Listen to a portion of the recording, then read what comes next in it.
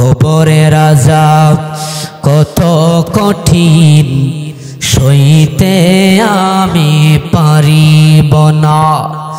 মৃত্যুর যন্ত্রণা কত কঠিন, সইতে আমি পারিব না।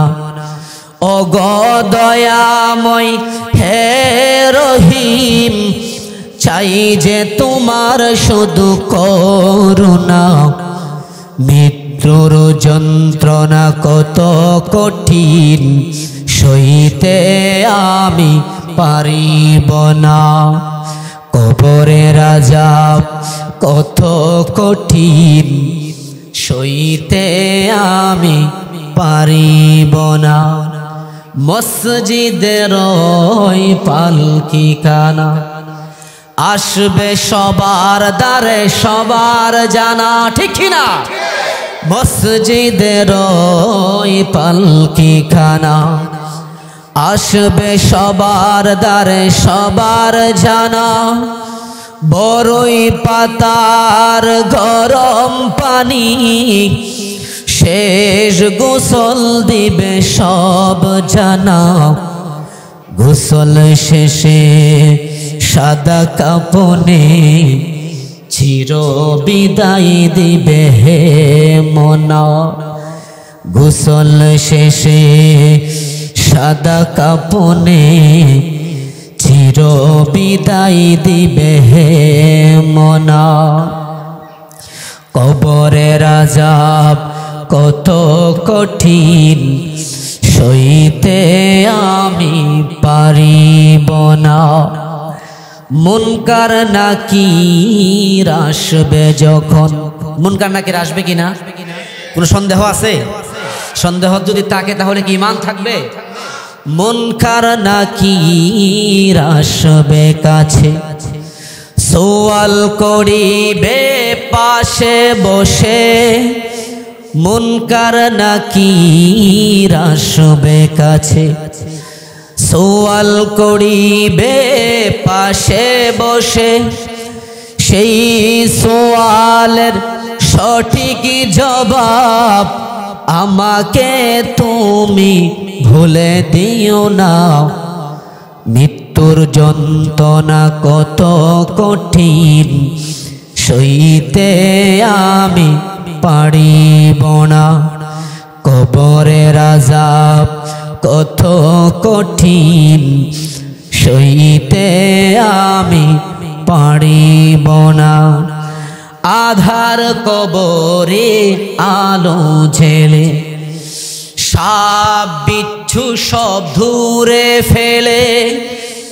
আধার কবরে আলো ঝেলে, সাপ বিচ্ছু সব দূরে ফেলে।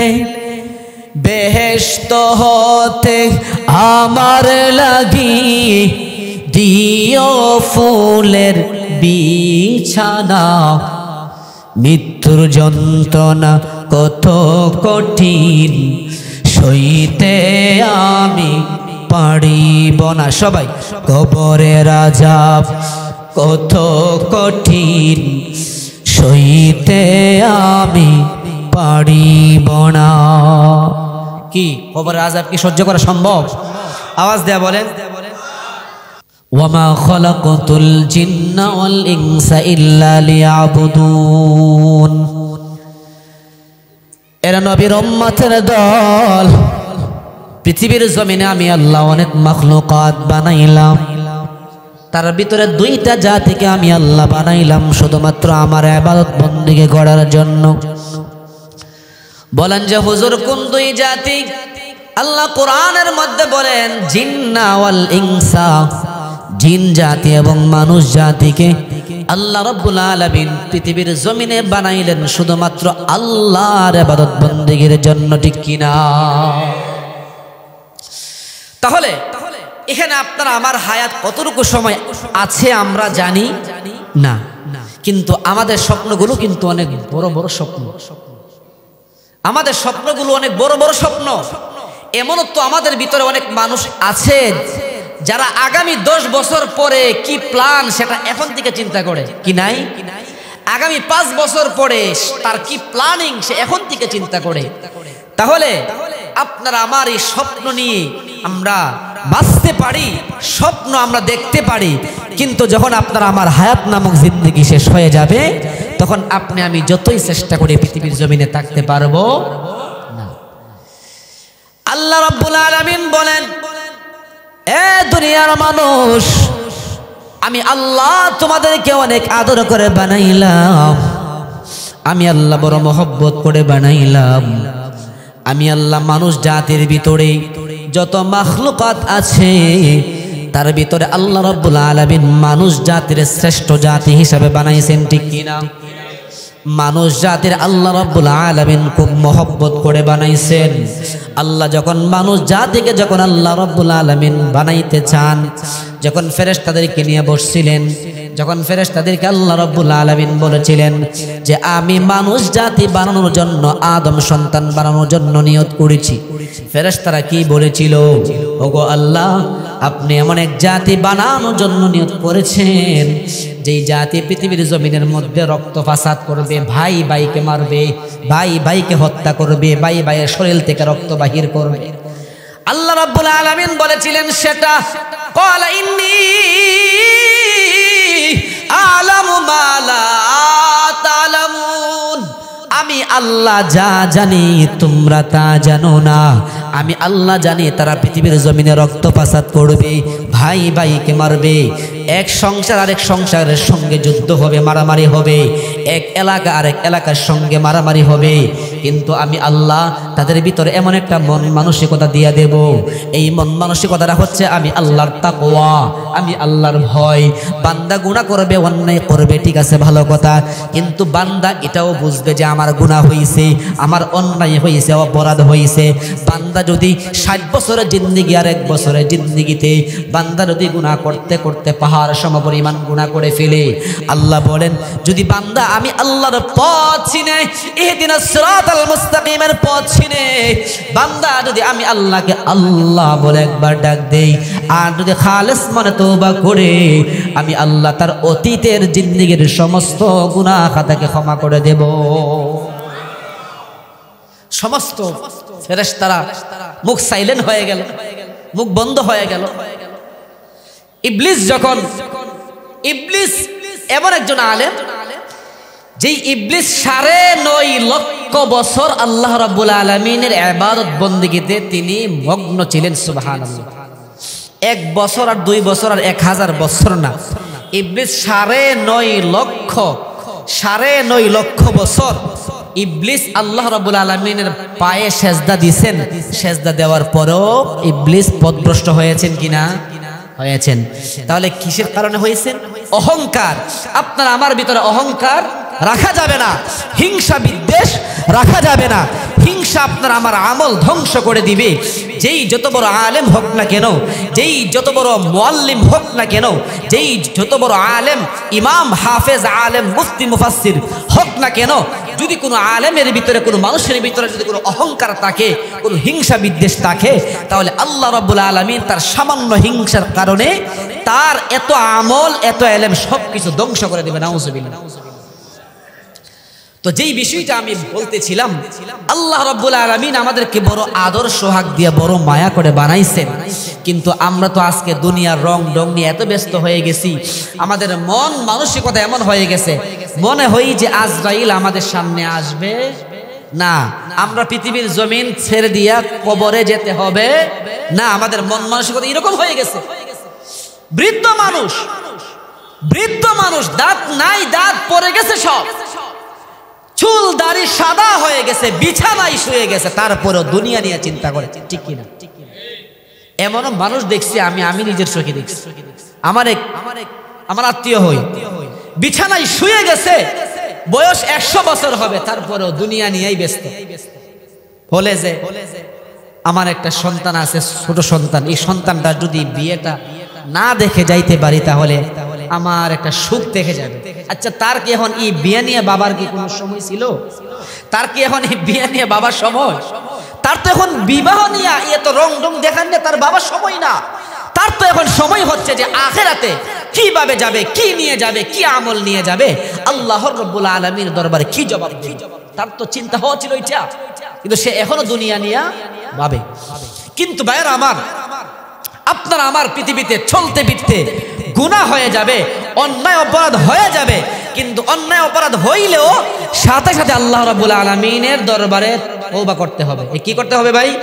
তওবা করতে হবে। তওবা এমন একটা হাতিয়ার, যেই তওবার মাধ্যমে আল্লাহ রাব্বুল আলামিন আপনার উহুদ পাহাড় সমপরিমাণ, দুনিয়া সমপরিমাণ অপরাধ হইলে, গুনাহ হইলেও তওবার মাধ্যমে আল্লাহ সমস্ত গুনাহ ক্ষমা করে দেন। এই জন্য আল্লাহ নবীর যুগে তো এমন মানুষ ছিল যার আমল নামায় এমন জঘন্যতম গুনাহ ছিল, এমন জঘন্যতম অপরাধ ছিল, যেই জঘন্যতম অপরাধ তো আপনার আমার দ্বারা হয় নাই, যেই জঘন্যতম অপরাধ তো আপনার আমার দ্বারা হয় নাই। তাহলে যদি এমন জঘন্যতম অপরাধ হওয়ার পরেও যদি আল্লাহ রাব্বুল আলামিনের পক্ষ থেকে ক্ষমা পাইতে পারে, আপনি আমি কি ক্ষমা পাইতে পারি না? আওয়াজ দিয়া বলেন, ক্ষমা পাইতে পারি না? পাইতে পারি। আপনার আমার আমল নামাই গুনাহ হয়ে যাবে। ইবলিস তো বলছেই আল্লাহ রাব্বুল আলামিনকে যে, হে আল্লাহ, আমি তোমার আদম সন্তান কিভাবে জান্নাতে যায়, এটা আমি ইবলিসের দেখার আছে। যখন জান্নাত থেকে যখন ইবলিস বহিষ্কার হয়ে যায়, তখন আল্লাহকে বলেছিলেন, আল্লাহ, তোমার আদম সন্তান কিভাবে জান্নাতে যায় আমি ইবলিস দেখব। আল্লাহ বলেছিলেন তখন কি, ইবলিস, ঠিক আছে, তুমি আমার আদম সন্তানকে জাহান্নামে নিয়ে যাইবা, কিন্তু শোনো, আল্লাহ বলেছিলেন, হে ইবলিস, আমার বান্দা যদি শত শত বৎসরের গুনাহ থাকে, হাজার হাজার বৎসরের গুনাহ থাকে রে ইবলিস, শুনে রাখো, কান খুলে শুনে রাখো, আমার বান্দা যদি বিছানায় পড়েও যদি একদম মৃত্যু শয্যা অবস্থায় যদি আমি আল্লাহকে শেষবারের মতো আল্লাহ বলে ডাক দে, শেষবারের মতো যদি আমি আল্লাহর দরবারে তওবা করতে পারে, খালেস তওবা, ইবলিস শুনে রাখো, আমি আল্লাহ তার শত শত বৎসরের সমস্ত গুনাহ খাতা আমি আল্লাহ ক্ষমা করে দেব। তাহলে আল্লাহ রাব্বুল আলামিনের দয়া মায়া বেশি না কম? আওয়াজ দিয়া বলেন। পৃথিবীর জমিনে আজকে আমরা মায়ের জন্য পাগল, আবার এত ভালোবাসা, এত আন্তরিকতা, এত মহব্বত। আল্লাহ বলেন, আমি 99-100 ভাগ ভালোবাসার ভিতরে 99 ভাগ ভালোবাসা আমি আল্লাহর অন্তরে রেখে দিয়েছি, সুবহানাল্লাহ। বাকি 1% ভালোবাসাটাকে 70টা ভাগ করে আমি আল্লাহ পৃথিবীর জমিনে মানুষের হৃদয়ে হৃদয়ে আমি পৌঁছাইয়া দিয়েছি। তাহলে যদি এত সামান্যতম ভালোবাসার পরেও যদি মা বাবা আপনার আমার প্রতি যদি এত মহব্বত হয়, এত ভালোবাসা হয়, তাহলে যার নিকট 99% ভালোবাসা রয়ে গেল, তার মহব্বত কতটুকু বেশি, একটু চিন্তা করেন। এই জন্য আল্লাহ বলেন, লা তাকনাতু মির রাহমাতিল্লাহ, বান্দা তোমার গুনাহ হয়ে গেছে, তোমার অপরাধ হয়ে গেছে, তুমি নৈরাশ হয়ে যাও না। তোমার দ্বারা তুমি জিনা করে ফেলছো, তুমি চুরি ডাকাতি করে ফেলছো, সুদ ঘুষ খেয়ে ফেলছো, বান্দা তুমি শয়তানের দুখায় পড়ে তোমার অপরাধ হয়ে গেছে, তোমার অন্যায় হয়ে গেছে বান্দা। তারপরও যদি তুমি যদি আমি আল্লাহকে যদি চিনে জেনে তুমি আমি আল্লাহর নিকট ফিরে আসতে পারো, মসজিদের ভিতরে এক সাইডে বসে যদি তুমি আমি মালিককে আল্লাহ বলে ডাক দেও, তোমার দ্বারা অপরাধ হয়ে গেছে, গুনাহ হয়ে গেছে, বড় গুনাহ হয়ে গেছে, আমি আল্লাহকে তোমার হঠাৎ করে তোমার মনের ভিতরে আমি আল্লাহর ভয় ঢুকে গেছে, বান্দা তুমি একা একা মসজিদের ভিতরে ঢুকে 2 রাকাত নামাজ পড়ে আমি আল্লাহকে আল্লাহ বলে ডাক দেও, আর যদি খালেস মনে তওবা করো, আমি আল্লাহ ওয়াদা দিলাম আমি আল্লাহ তোমার গুনাহ খাতা মোচন করে দিয়া তোমার বেগুনা মাসুম বাচ্চার মতো বানায়া দেব। তাহলে আল্লাহর দয়া মায়া বেশি না কম? আওয়াজ দিয়া বলেন, বেশি না কম? আরে ভাই, আল্লাহ নবীর যুগে এমন মানুষ ছিল যার আমল নামায় এত নিকৃষ্টতম গুনাহ হয়েছিল, তারপরেও তো আল্লাহ তাকে ক্ষমা দিয়েছেন। আল্লাহ নবী বিশ্ব নবী রাহমাতুল লিল আলামিনের যুগে একজন ব্যক্তি ছিলেন, যেই ব্যক্তিটা হচ্ছে কাফন চুরি করত, লাশের টিকা কাফন চুরি করত, নাউজুবিল্লাহ।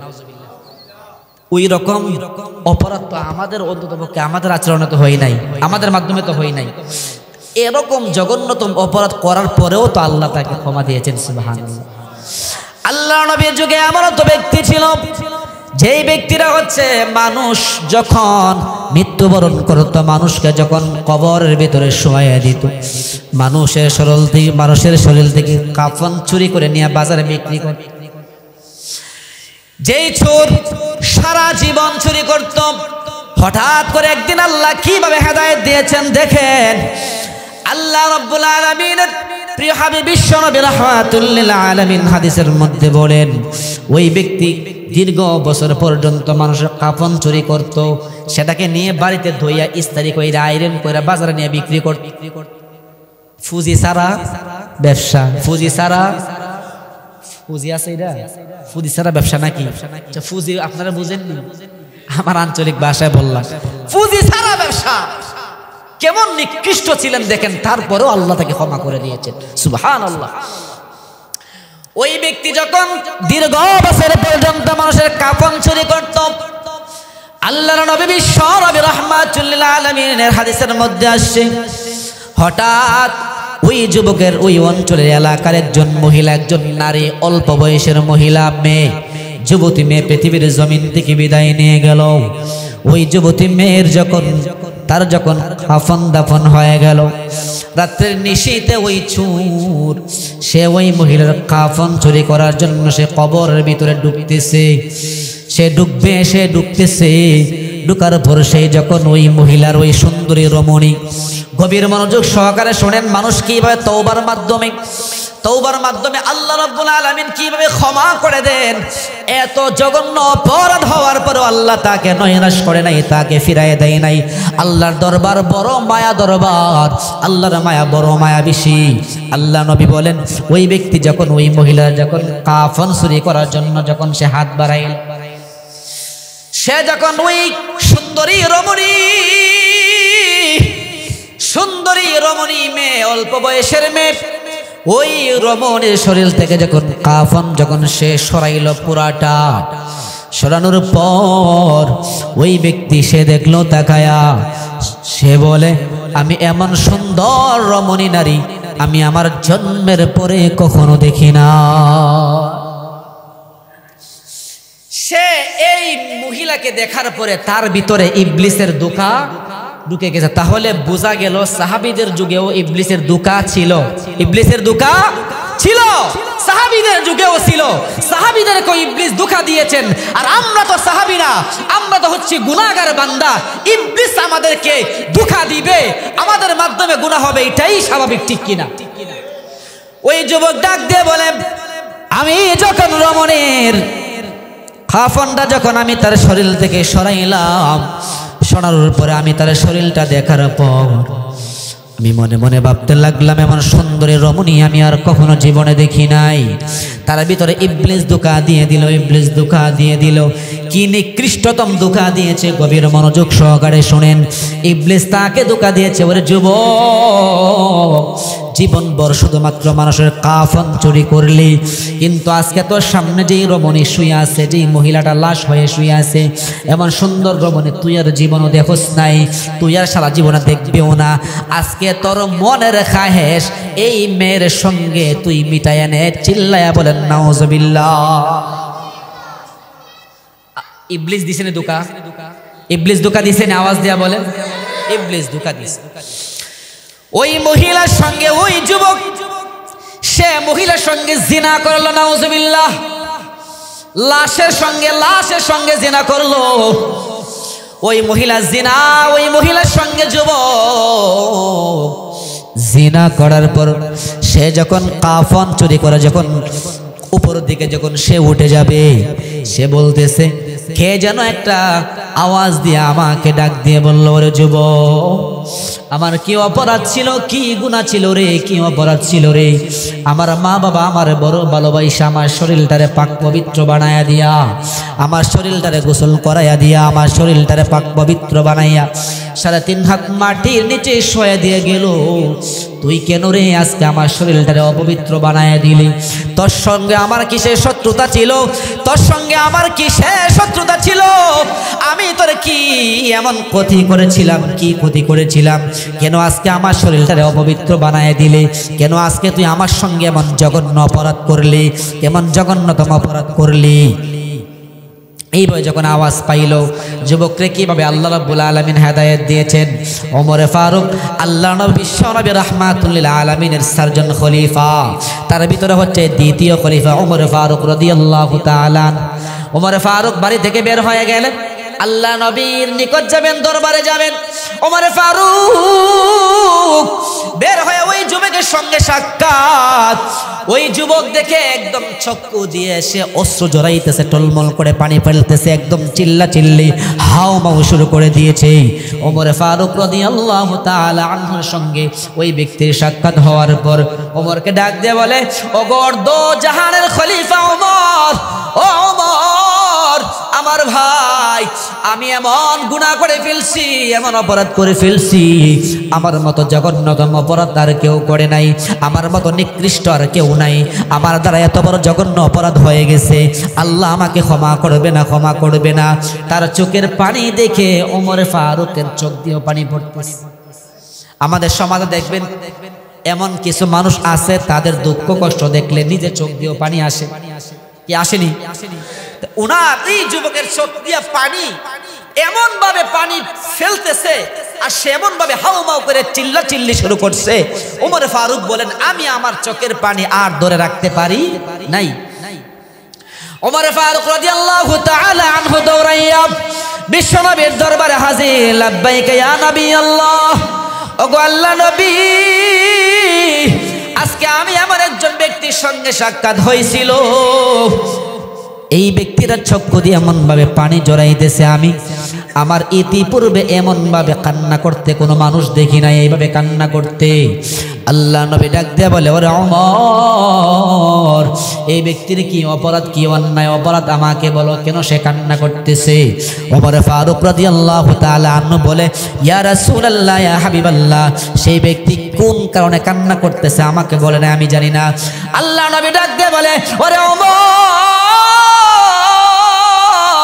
ওই ব্যক্তিটা কোথায়, তাকে আমার নিকট নিয়ে আসো, আমি শুনতে চাই তার এমন কি জঘন্য অপরাধ হয়ে গেছে, আমার দরবারে নিয়ে আসো। তাকে যখন আল্লাহর নবী বিশ্বনবী রাহমাতুল লিল আলামিনের দরবারে নিয়ে আসছে ওই ব্যক্তি আসার পর অজুরে অস্ত্র জড়াইতেছে, কান্না করতেছে। আল্লাহ নবী ডাক দিয়া বলে, তোমার কি হয়ে গেছে, তোমার কি অপরাধ হয়ে গেছে? বলে, ইয়া রাসূলুল্লাহ, ইয়া হাবিবাল্লাহ, আমার এমন বড় অপরাধ অন্যায় হয়ে গেছে, যার চাইতে বড় অপরাধ অন্যায় আর হইতে পারে না। আল্লাহ নবীজি ডাক দিয়ে বলে, আরে যুবক, তোমার গুনাহ কি আল্লাহর আরশের চাইতে তোমার গুনাহ কি বড় নাকি? যুবক ডাক দিয়ে বলে, আল্লাহ নবী, আমার গুনাহ আল্লাহর আরশের চাইতেও বড়। আল্লাহ নবী আবার বলে, আল্লাহ রাব্বুল আলামিনের যে চেয়ার যে আসনের মধ্যে বসে, তোমার গুনাহ কি আল্লাহ রাব্বুল আলামিনের আসনে চাইতেও কি বড় নাকি? যুবক ডাক দিয়ে বলে, ইয়া রাসূলুল্লাহ, ইয়া হাবিবাল্লাহ, ওগো আল্লাহর নবী, আমার গুনাহ আল্লাহর আসনের চাইতেও বড়।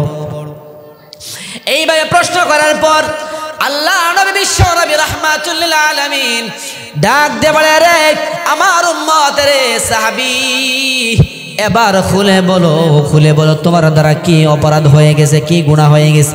ওরে যুবক ভাই, গভীর মনোযোগ সহকারে শোনো। এই যুবকের যে অপরাধ হয়েছিল, তোমার দ্বারা তো এত জঘন্যতম অপরাধ হয় নাই।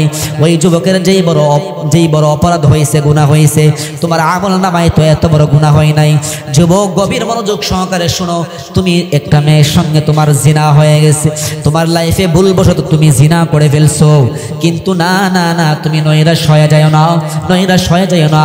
আল্লাহ বলে, না তাকনাতু মিন রাহমাতিল্লাহ, আমি আল্লাহর রহমত থেকে নৈরাশ হয়ে যায় না, আমি আল্লাহর রহমত থেকে নৈরাশ হয়ে যায় না। তোমার গুনাহ হোক অসুবিধা নাই, তোমার 100 বছরের গুনাহ হোক অসুবিধা নাই, তোমার 1000 বছরের গুনাহ হোক অসুবিধা নাই। আমি আল্লাহকে যদি একবার মন থেকে আল্লাহ বলে ডাক দেও, আর যদি খালেস মনে তওবা করো, যুবক কাল তোমরা শুনে রাখো, আমি আল্লাহ তোমার 100 বছরের গুনাহ আমি আল্লাহ ক্ষমা করে দেব। ওই যুবককে ডাক দিয়া বলে, কি গুনাহ হয়েছে বলো? যুবক ডাক দিয়া বলে, ইয়া রাসূলুল্লাহ, ইয়া হাবিবাল্লাহ, আমি হচ্ছে একজন কাফন সুর। আল্লাহ নবীকে তখন হাসবো নাকি করবো বলেন তো? হাসবো নাকি কান্না করবো? হ্যাঁ, এমন একটা অবস্থার ভিতরে সে সম্মুখীন হয়েছে। আল্লাহ নবী কি করব? বলে যে হ্যাঁ ঠিক আছে, শুনলাম ভালো কথা, তুমি কাফন সুর, কিন্তু ঘটনা কি বলো? বলে ইয়া রাসূলুল্লাহ, ইয়া হাবিবাল্লাহ, আল্লাহর নবী, আমি ছিলাম একজন কাফন সুর, মানুষের কাফন চুরি করে করে আমি সেটাকে দৌত করে আয়রন করে ইস্তারি করে বাজারে নিয়ে বিক্রি করতাম। কিন্তু ইয়া রাসূলুল্লাহ, ইয়া হাবিবাল্লাহ, গতকাল রাত্রিতে এমন একটা ঘটনা হয়েছে, যেই ঘটনা আপনি বিশ্বনবীর সম্মুখে আমি কিভাবে বলবো? আমার ভয় লাগতেছে, আমার সাহস নাই, আমি কিভাবে বলবো? আল্লাহ নবী ডাক দিয়ে বলে, হে সাহাবী, কি হয়েছে খুলে বলো। সাহাবী ডাক দিয়ে বলে, ইয়া রাসূলুল্লাহ, ইয়া হাবিবাল্লাহ, ওগো আল্লাহর নবী, আমি যখন অন্য দিনের মতো যখন ওই মহিলার যখন কাফন চুরি করতে গেলাম, আমি যখন তার শরীর থেকে যখন আমি কাফনটা টান দিলাম, আমি দেখি এমন সুন্দর রমণী মেয়ে আমি আমার জীবনে দেখি নাই। ইয়া রাসূলুল্লাহ, ইয়া হাবিবাল্লাহ, আমি ইবলিসের দুকায় পড়ে ওই মহিলার সঙ্গে আমার জিনা হয়ে গেছে। এই গুনার আলোচনা শোনার পর আল্লাহ নবী নিজেই ওই সাহাবীর থেকে মুখ ফিরাইয়া নিলেন। আল্লাহ নবী এই সাহাবীর থেকে মুখ ফিরাইয়া নিলেন। আল্লাহ নবী ডাক দিয়ে বলে, নাউযুবিল্লাহ, আস্তাগফিরুল্লাহ, সুহকান সুহকান, এখান থেকে দূর হয়ে যাও, আমার দরবারে তোমার কোনো স্থান নাই, কোনো জায়গা নাই, আমার দরবারে তোমার কোনো জায়গা নাই, তোমার যেখানে খুশি সেখানে যাও, তুমি আমার সামনে তোমার মুখটা দেখাইবা না, আমি বিশ্বনবী তোমার মুখটা আর দেখতে চাই না, ওরে যাও যাও যাও, তুমি আমার এখান থেকে চলে যাও, বিদায় হয়ে যাও। ওই ব্যক্তি আল্লাহর নবী বিশ্বনবী রাহমাতুল লিল আলামিনের দরবার থেকে নয়রাশ হইয়া দৌড়ায় দৌড়ায় পাহাড় উপত্যকায় উঠলেন। পাহাড় উপত্যকায় উঠে আল্লাহ রাব্বুল আলামিনের নিকট ডাক দিয়ে বলতে লাগলেন, ওগো আল্লাহ, সারা জীবন শুনেছি তুমি আল্লাহ রহমান, তুমি আল্লাহ রহিম, তুমি আল্লাহ মায়াশীল, তুমি আল্লাহ দয়াশীল, তুমি আল্লাহ হাজার হাজার বৎসরের গুনাহ ক্ষমা করো, তুমি আল্লাহ মানুষের জঘন্যতম গুনাহ হইলেও ক্ষমা করো, তুমি আল্লাহ আসমান জমিন সমপরিমাণ গুনাহ হইলেও ক্ষমা করো। আল্লাহ তুমি আল্লাহ তো বড় মায়াশীল, তুমি আল্লাহ তো বড় মায়া করে আমাদেরকে বানাইছো। ওগো আল্লাহ, আমাকে তুমি ক্ষমা করে দাও, আমি বুঝতে পারি নাই, আমি বুঝতে পারি নাই, আমি তওবা করতেছি, আমি তওবা করতেছি, ইয়া আল্লাহ, ইয়া রাব্বুল আলামিন, আমি তওবা করতেছি, আর জীবনে আমি কাফন চুরি করব না, আর জীবনে আমি কোনো রমণীর সঙ্গে আমি জিনা করব না, আর জীবনে কোনো হাত দ্বারা অন্যায় অপরাধ করব না, চক্ষু দ্বারা জিনা করব না, অন্তর দ্বারা জিনা করব না, পা দ্বারা জিনা করব না, হাত দ্বারা জিনা করব না, চুরি ডাকাতি করব না, আল্লাহ তুমি আমাকে ক্ষমা করে দাও। এইভাবে চিল্লাইতে চিল্লাইতে আল্লাহ রাব্বুল আলামিনের দরবারে ক্ষমা চাইতে চাইতে 40 দিন হয়ে গেল। কই দিন? যুবকের খানা নাই, ঘুম নাই, যুবক ঘুমায় না, যুবকের চোখে কোনো ঘুম নাই। যুবক বারবার ভাবতেছে, আমার মাধ্যমে যে গুনাহ হয়েছে, আমার মাধ্যমে যে জঘন্যতম অপরাধ হয়েছে, আল্লাহ যদি আমাকে ক্ষমা না করে তাহলে তো নিশ্চিত আমার জাহান্নাম আমার উপরে ওয়াজিব হয়ে যাবে। না রে না না না, আমি অবশ্যই পৃথিবীর জমিন থেকে আমি নিজেকে ক্ষমা নিতে হবে। এইভাবে যখন সে 1 দিন 2 দিন 3 দিন 10 দিন 20 দিন 30 দিন 40 দিনের মাথায় আল্লাহ রাব্বুল আলামিনের তার ডাক কবুল করে নিয়েছেন। সুবহানাল্লাহ। শুধুমাত্র ডাক কবুল করে নাই, আল্লাহ জিবরাইল আমিনকে ওহীর মাধ্যমে নবীর নিকট পাঠাইলেন। সুবহানাল্লাহ। আল্লাহ রাব্বুল আলামিন জিবরাইল আমিনকে ডাক দিয়ে বলে, হে জিবরাইল, আমি আল্লাহ তো জানাই দিয়েছি, আমার বান্দাদেরকে জানাই দিয়েছি, বান্দা যদি শয়তানের ধোঁকায় পড়ে গুনাহ হয়ে যায়, বান্দা যদি শয়তানের ধোঁকায় পড়ে জঘন্যতম অপরাধ হয়ে যায়, কিন্তু এই বান্দা যদি আমি আল্লাহকে চিনে ইহদিনাস সিরাতাল মুস্তাকিমের উপরে চলে আসে, আমি আল্লাহর নিকট যদি সে খালেস মানে তওবা করে, আমি আল্লাহ ক্ষমা করে দেব, সেটা আমি আল্লাহর ওয়াদা ছিল। ওরে জিবরাইল, যাও যাও যাও, তুমি আমার প্রিয় হাবিব বিশ্বনবী রাহমাতুল লিল আলামিনকে গিয়ে জানায়া দাও, ওই যুবকের তওবা আমি আল্লাহ কবুল করে নিয়েছি। জিবরাইল আমিন, আসসালাতু ওয়াসসালামু আলাইকা ইয়া রাসূলুল্লাহ, আসসালাতু ওয়াসসালামু আলাইকা ইয়া নবী আল্লাহ। ওগো আল্লাহর নবী, আমি হাজির। ইয়া রাসূলুল্লাহ, ইয়া হাবিবাল্লাহ, আমি আপনার নিকট হাজির হয়েছি একটা সংবাদ নিয়ে। আমি আপনাকে 2-3টা প্রশ্ন করব, জবাব দিবেন কি? আল্লাহ নবী ডাক দিয়ে বলে, বন্ধু জিব্রাইল, তুমি তো আমার বন্ধু, তুমি প্রশ্ন করো, কোনো সমস্যা নাই।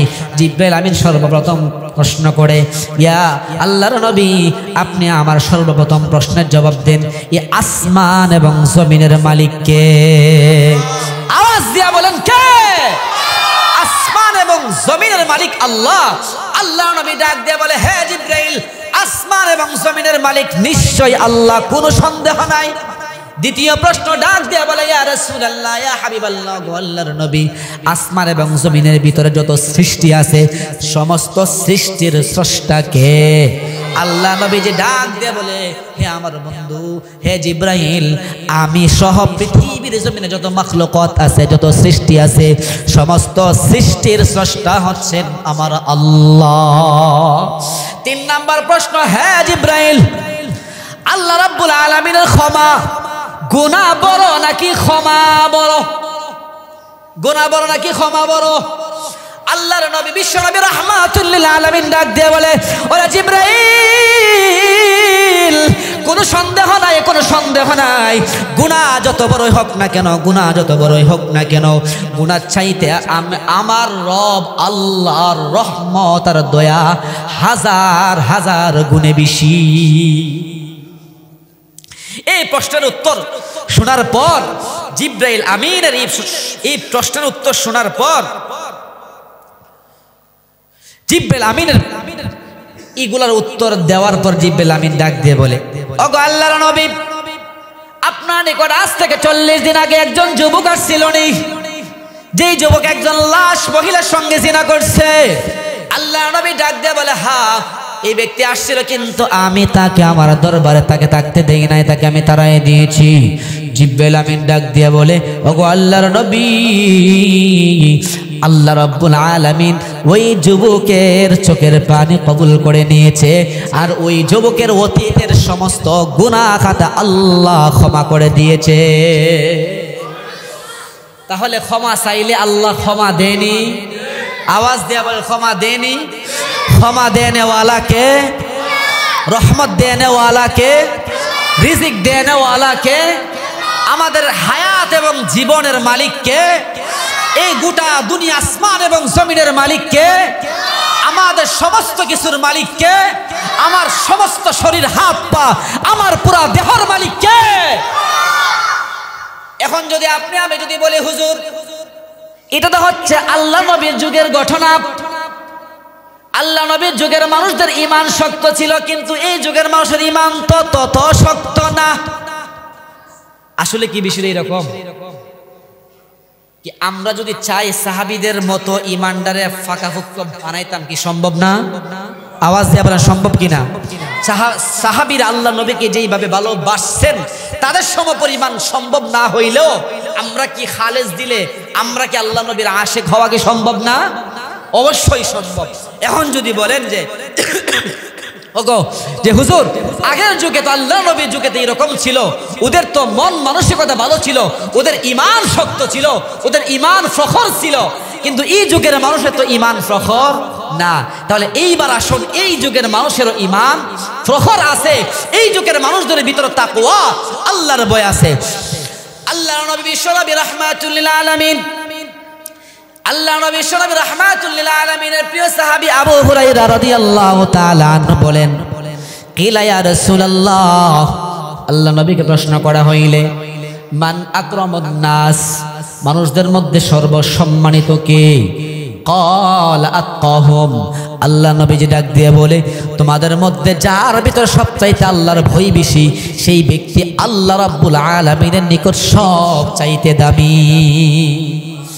পৃথিবীর জমিনে যাদেরকে এমপি দেখেন, ব্যারিস্টার দেখেন, চেয়ারম্যান দেখেন, মন্ত্রী বলেন, যে যাই বলেন না কেন, সে পৃথিবীর জমিনে সাময়িক সময়ের জন্য সম্মানিত হতে পারে, কিন্তু আসলে একজন গরিব অসহায় হোক, রিক্সা চালক হোক, সিএনজি চালক হোক, যদি ওই ব্যক্তির ভিতরে, অন্তরের ভিতরে যদি আল্লাহর তাকওয়া বই থাকে, ওই ব্যক্তির সম্মান আল্লাহর নিকট সবচাইতে বেশি। ঠিক কিনা? এই যুগের কথা বলি, শাহ আব্দুল আজিজ মুহাদ্দিস দেহলভী রাহমাতুল্লাহি আলাইহি যিনি ছিলেন ভারত দেওবন্দ মাদ্রাসার মুহাদ্দিস শাইখুল হাদিস। এই যুগের বেশি দিন আগে না, 100 কিংবা 200 বছর আগের কথা বলতেছি। শাহ আব্দুল আজিজ মুহাদ্দিস দেহলভী রহমাতুল্লাহি আলাইহি কেমন তাকওয়াওয়ালা ছিলেন, আমি তাকওয়া বিষয়টা বোঝানোর জন্য, আমি তওবা কিভাবে করতে হবে সেটা বোঝানোর জন্য বলতেছি। শাহ আব্দুল আজিজ মুহাদ্দিস দেহলভী রহমাতুল্লাহি আলাইহি ছাত্র তাকওয়া কেমন ছিলেন দেখেন, কেমন ছিলেন। আজকে এখান থেকে যুবকরা গভীর মনোযোগ সহকারে, যুবতী যারা আছেন গভীর মনোযোগ সহকারে শুনবেন। শাহ আব্দুল আজিজ মুহাদ্দিস দেহলভী রহমাতুল্লাহি আলাইহির ক্লাসের ভিতরে এমন একজন ছাত্র ছিলেন যার চেহারাটা বড় সুন্দর। আচ্ছা বলেন তো, স্কুল বলেন, মাদ্রাসা বলেন, কিছু কিছু ক্লাসের ভিতরে এমন কিছু ছাত্র থাকে যারা দেখতে খুবই সুন্দর, খুবই স্মার্ট সুঠাম দেহের অধিকারী। আল্লাহ, শাহ আব্দুল আজিজ মুহাদ্দিস দেহলভী রহমাতুল্লাহি আলাইহি ছাত্র একজন ছিলেন যাকে দেখতে খুব সুন্দর, যাকে দেখতে খুবই ভালো লাগতো, খুবই সুশ্রী, খুবই সুন্দর ছেলে ছিল। কিন্তু ওই ছেলেটার প্রতি পাশের একটা বাড়ির একটা মেয়ের নজর ছিল। আমি বানোয়াট কোনো ঘটনা বলি নাই, সত্য ঘটনা বলতেছি আপনারা বোঝার জন্য। ওই সুন্দর ছেলের প্রতি পাশের বাড়ির একটা সুন্দরী রমণীর নজর ছিল যে তাকে কিভাবে হাত করবে, তার সাথে কিভাবে সম্পর্ক করবে। শাহ আব্দুল আজিজ মুহাদ্দিস দেহলভী রহমাতুল্লাহি আলাইহির ছাত্র তাকওয়া কেমন ছিল, এই যুগের মানুষের ভয় কেমন ছিল, তাকওয়া কেমন ছিল দেখেন। কোন একদিন সুযোগ পাইয়া পাশের বাড়ি যেই মেয়েটা ওই ছাত্রটার ফলো করে, যে সুযোগ পাইলেই ধরবো, এমন একটা সময় আসছে ওই মেয়েটা ওই ছেলেটার এক সময় পাইয়া রাস্তার মধ্যে বলতেছে, আমাদের বাড়িতে আপনার দাওয়াত, আপনি আসবেন, আপনার সঙ্গে আর কেউ আসতে হবে না, আপনি আসবেন, আমাদের বাড়িতে দাওয়াত। এই সেই বইলা ওই ছেলেটাকে বাড়িতে নিয়ে যাওয়ার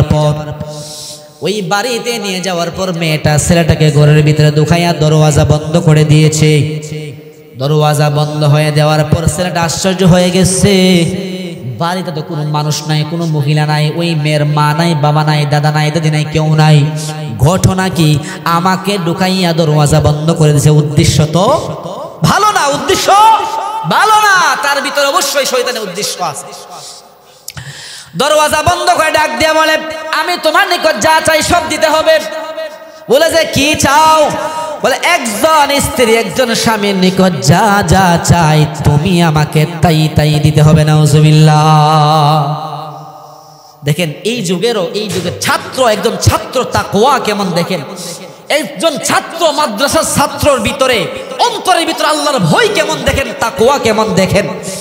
ওই মেয়ে যখন ছেলেটার শরীর থেকে সমস্ত জামা কাপড় খুলল, বলল যদি তুমি আওয়াজ দাও তাহলে আমি তোমার নামে বদনাম ছড়াবো, আমি যা বলে তুমি তা শুনতে হবে।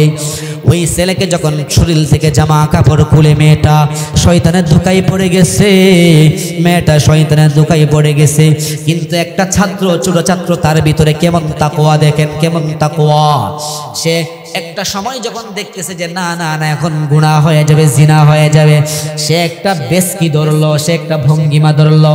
এখান থেকে বোঝা গেল জান বাঁচানোর সময় মিথ্যা কথা বলাও জায়েজ। আপনার আওয়াজ দিতে হবে তো, মিথ্যা কথা বলা জায়েজ আছে। ওই যুবক ডাক দিয়ে বলে, ঠিক আছে যা চাইবা তাই দিব, কিন্তু আমার পেট ব্যথা, বাথরুমে যাবো, ওয়াশরুমে যাওয়ার সুযোগ দাও। ওয়াশরুমে যাওয়ার সুযোগ যেহেতু চাইছে অবশ্যই দিব নাকি। ওয়াশরুম তো এমন একটা হাজত, এখানে তো আর কেউ ধরে রাখা সম্ভব না, এটা ধরলে তো আর ধরে রাখা সম্ভব না। তো ভাব ধরলো যে আমার পেটটা ব্যথা করতেছে, আমি ওয়াশরুমে যাব, আমাকে একটু সুযোগ দেও। তো মেয়ে বললো ঠিক আছে সুযোগ দিলাম, যাও। সুযোগ দিল। ওয়াশরুমে ঢোকার পর ছেলেটা ওয়াশরুমের ভিতরে আল্লাহকে ডাকতেছে, আল্লাহ এখন এমন গুনাহ থেকে, জিনা থেকে, এই এত বড় অন্যায় অপরাধ থেকে বাঁচানেওয়ালা তুমি ছাড়া আর কেউ নাই। লা ইলাহা ইল্লাল্লাহ, লা ইলাহা ইল্লাল্লাহ, লা ইলাহা ইল্লাল্লাহ, লা ইলাহা ইল্লাল্লাহু মুহাম্মাদুর রাসূলুল্লাহ সাল্লাল্লাহু আলাইহি ওয়াসাল্লাম। যুবক আল্লাহর নিকট সাহায্য চাইছে, কার নিকট চাইছে? আল্লাহর নিকট সাহায্য চাইলে আল্লাহ সাহায্য করেনি, আল্লাহর নিকট বুদ্ধি চাইলে আল্লাহ বুদ্ধি দেয়নি, আল্লাহর নিকট রিজিক চাইলে রিজিক দেয়নি, আল্লাহর নিকট হায়াতের জন্য দোয়া চাইলে হায়াতের মধ্যে বরকত দেয়নি। যুবক আল্লাহর নিকট সাহায্য চাইছে আর বুদ্ধি চাইছে, আর যুবকের ভিতরে ওইটা আসলো যে ইউসুফ আলাইহিস সালামকে তো অনেক ফুসলাইছিল জিনা করার জন্য। হ্যাঁ, ইউসুফ আলাইহিস সালামের ঘটনাও তার মনের ভিতরে আসলো, কিন্তু সে ভাবতে লাগলো ইউসুফ আলাইহিস সালাম তো সাহায্য চাইছিল আল্লাহর দরবারে, আল্লাহর দরবারে সাহায্য চাওয়ার পরে আল্লাহ তাকে এই জিনা থেকে বাঁচাইছিল, কিন্তু আমিও আল্লাহ রাব্বুল আলামিনের দরবারে সাহায্য চাইবো। ইউসুফ আলাইহিস সালামকে আল্লাহ যেভাবে সাহায্য করেছিলেন আল্লাহও আমাকে সাহায্য করবে, তার এরকম একই বিশ্বাস নিয়ে আল্লাহর নিকট সাহায্য চাইতেছে। মুহূর্তের ভিতরে আল্লাহ তাকে এমন একটা বুদ্ধি দিয়ে দিয়েছেন, বুদ্ধিটা হচ্ছে যে তার তো আসলে পায়খানা ধরে নাই, যখন তখন চাইলেই কিন্তু পায়খানা হয় না, ঠিক নেই? যখন তখন চাইলেই কিন্তু আপনার পায়খানা হবে না, এটা আল্লাহর হুকুমে, যখন আল্লাহর হুকুমে হইব তখনই কিন্তু আপনি যাইতে পারবেন আর ছাড়তে পারবেন, কিন্তু এটা যখন তখন চাইলেই হয় না। ওই যুবকে এই জিনা থেকে বাঁচার জন্য, এই গুনাহ থেকে বাঁচার জন্য দেখেন কষ্ট করে তার কিছু পায়খানা বাহির করছে। শুনতে হয়তো একটু আনিজি লাগতেছে, কিন্তু এখান থেকে শিক্ষা নিয়ে বিষয়টা হচ্ছে এটাই। শুনেন, এই যুবকের যখন কিছু মহিলা যখন বাহির হওয়ার পরে তার সে বাঁচানোর জন্য আল্লাহ তো চাইলে যে কোনো ভাবেই বাঁচাইতে পারে, নাকি? আল্লাহ তো চাইলে যে কোনো ভাবেই বাঁচাইতে পারে। ওই যুবকের মাথার ভিতরে বুদ্ধি ঢুকলো। কি বুদ্ধি? আল্লাহ বুদ্ধি ঢুকাই দিয়েছেন। বুদ্ধি হচ্ছে তুমি যে সামান্যটুকু তুমি পায়খানা বাহির করছো, ওই পায়খানাটা তোমার সারা শরীরে হাতের মধ্যে শরীরের মধ্যে মাখাও। মাখাইলে ওই মেয়ে তোমার প্রতি আর আকৃষ্ট হবে না, সে আর তোমার প্রতি আর জিনা করার মানসিকতা জাগবে না। আল্লাহ তাকে বুদ্ধি দিয়ে দিছে। ও যুবক, গভীর মনোযোগ সহকারে শোনো, তুমিও কিন্তু এইভাবে জিনা থেকে তুমি বাঁচতে পারবা, বড় বড় গুনাহ থেকে তুমিও বাঁচতে পারবা। তাকে আল্লাহ বুদ্ধি দিছেন, নিজের পায়খানা তার সারা হাতের মধ্যে শরীরের মধ্যে লাগাইছেন, লাগাইয়া ওই রমণীর সামনে গেছে। রমণী ওই যুবককে দেখে বলে, হাই হাই হাই কি দুর্গন্ধ, হাই হাই হাই কি দুর্গন্ধ, দূর হও দূর হও দূর হও, তোমার প্রতি আমার কোনো ইচ্ছা নাই। আল্লাহু আকবার। তোমার প্রতি আমার কোনো ইচ্ছা নাই, চাহিদা নাই, চাহিদা নাই, বের হয়ে যাও, বের হয়ে যাও, বের হয়ে যাও। বের হয়ে যাওয়ার পরে যুবক তার শরীরের মধ্যে পায়খানা লেগে আছে। পাশের একটা পুকুর ছিল, ওই পুকুরের মধ্যে সে গোসল দিছে। ওই যুগে তো হটপট চাইলে তো আর সাবান পাওয়া যায় না, যেইভাবে হোক সে কোনো রকম গোসল দিয়া মাদ্রাসার ক্লাসের মধ্যে উপস্থিত হয়ে গেছে। শাহ আব্দুল আজিজ মুহাদ্দিস দেহলভী রহমাতুল্লাহি আলাইহি ক্লাসের ভিতরে ঢোকার পর মুহাদ্দিস দেহলভী রহমাতুল্লাহি আলাইহি কিতাবের মধ্যে লেখেন, আমি ক্লাসের ভিতরে ঢোকার পর আমি দেখি ওই ক্লাসের ভিতরে দিকে মেশকে আম্বরের ঘ্রাণ আমার নাকে লাগতেছে। সুবহানাল্লাহ। তিনি বলে, আমি যত ক্লাসের দিকে আগাই তত ঘ্রাণ শুধু বাড়তেছে বাড়তেছে। শাহ আব্দুল আজিজ মুহাদ্দিস দেহলভী রহমাতুল্লাহি আলাইহি ডাক দিয়ে বলে, কিসকি পাস खुशबू की ग्रान आ रहे हैं, किसकी पास खुशबू की ग्रान आ रहे हैं। কার নিকট থেকে মেশকে আম্বরের ঘ্রাণ আসতেছে, কার নিকট থেকে দাঁড়াও, কার নিকট থেকে দাঁড়াও। কেউ তো আর বুঝতে পারতেছে না যে আসলে তো তার নিকট কোনো আতরও লাগাই নাই, কিছু লাগাই নাই। হুজুর বলতেছে নাকি মেশকে আম্বরের ঘ্রাণ। হঠাৎ করে হুজুরে বারবার বলতেছে, কেউ ওঠে না। ওই যুবক হুজুরের সামনে আইসা আকতি মিনতি নম্রতার সহিত ভদ্রতার সহিত আইসা বসলো। আইসা বলে, হুজুর আমার শরীর থেকে কোনো দুর্গন্ধ আসতেছে কিনা?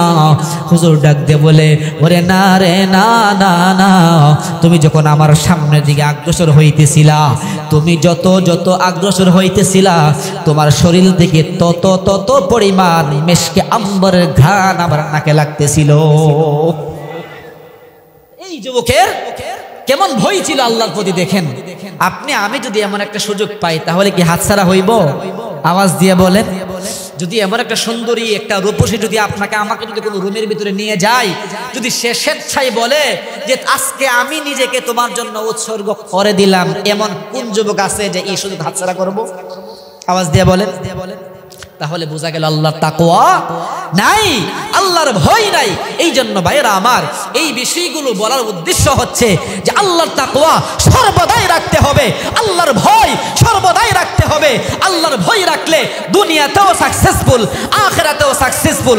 আল্লাহ রাব্বুল আলামিন আমাদের সকলকে আমরা যেন ওই যুবকদের মতো যেন আমাদের ভিতরে আল্লাহর ভয় রাখতে পারি, আখিরাতের জাহান্নামের আগুনের ভয় যেন রাখতে পারি, আর যেন আজরাইল আসার আগে আগে যেন আমরা সকলেই নিজেদেরকে সংশোধন করে যেন আখিরাতের জমিনে পাড়ি দিতে পারি, সেই তৌফিক দান করুক। সকলেই বলি আমিন।